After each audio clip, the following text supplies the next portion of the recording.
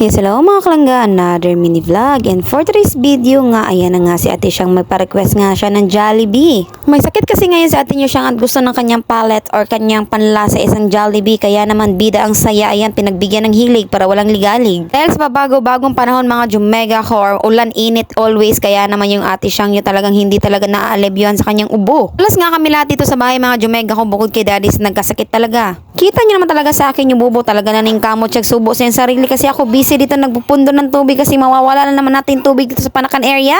Shout out sa inyo Water District, talaga namang dapat matapos na yung ginagawa nyo, talaga nakakapurwisyo na kayo gabi-gabi na. Fast forward nga nito kinabukasan umagang-umaga talagang hindi talaga nakapasok si ate nyo siyang gawa nga na talagang mataas pa rin yung kanyang lagnat. Hindi man po pwede mga Jumega ko na mo nang paeskwelahon paulion lang yapon na sa maestra gawa nga ng may ubot may sipon din siya. Si ate Jessie nyo naman talaga din is hindi rin nakapasok gawa rin ng kanyang ubot, talagang sumusuka siya, mahirap talaga pag nagkasakit yung mga bata. Gusto ko lang naman talaga mag voice over na matiwasay pero bakit ganito maraming background. After nga maligo ni aking yubot ni ate Jessie mga Jumega ko, pinasulat ko nga siya ng number 2 sa notebook niya. Kasi ang pinagawa ng teacher niya sa kanya mga Jumega ko kasi nagchat ako sa teacher na hindi siya makakapasok ngayon kaya ayan pina-assignment na lang siya. Mas mabuti ang may mga ginagawa sila mga Jumega ko para hindi sila parating nagtitibi. Inahapunan nga nito mga Jumega ko, nilabas ko yung alimango na pinadala sa amin ni mama. Tinuod yun ng mga Jumega ko nung mas magwapo yun ay nilutuan ng alimango basta buhi pa siya. Kung patay na rin mo siya lutuan mga Jumega ko, bedyo nangangayayat yung ating alimango, parang nalaming yun siya. Kung sa alimango mga Jumega ko, nilabas ko rin itong siomay kasi nga nag-request si daddy na gusto daw niya magpaprito ng siomay. Syempre before natin lutuin yung ating alimango mga Jumega ko, kailangan natin linisin. Syempre tututubasya natin yan. First mga Jumega ko is gununting ko yung mga tinali dyan sa sipit kasi nga naman hindi natin yan kailangan pag iluto na ito. After ko naman nagunting lahat ng mga tali dyan sa sipit mga Jumega ko, inumpisahan ko ng toothbrushan yung ating alimango. Alam yan talaga mga Jumega ko, malinis na yung alimango na yan. Marami kasi yan sumisiksik na mga putik-putik dyan sa kanyang shell. Mas mainam talaga mga Jumega ko na imo dyan ng toothbrushan para mawala ng mga lapok-lapok na militras yung shell. So ano pang hinihintay natin mga Jumega ko, igogo mo ng igogo yung ating pagbabrush yan para matapos na agad yan ating maluto na.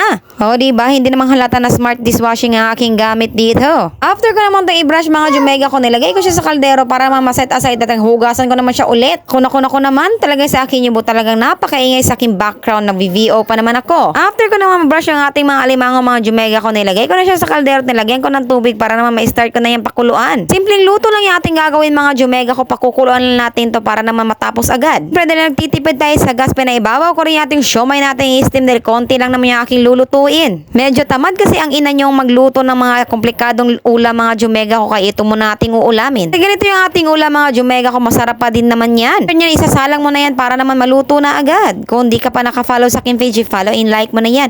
And don't forget to share this video. Okay, bye, ciao, ingat. Mwah.